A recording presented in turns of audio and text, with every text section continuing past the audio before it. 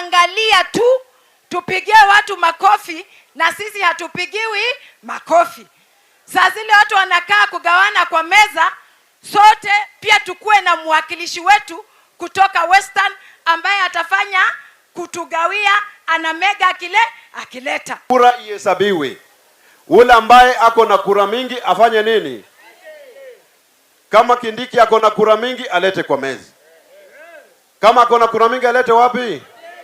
Sisi kama jamii ya Mrembe tunaleta kura milioni 5 nyuma ya Wycliffe Ambetsa Oparanya. Umoja wetu ni kitu ya maana. Zamani walikuwa wanasema the Luyas, watu wa Western, are not politically attractive kwa sababu hatuko pamoja. Wakati huu tumeamua tuwe pamoja na tuwe kwa serikali.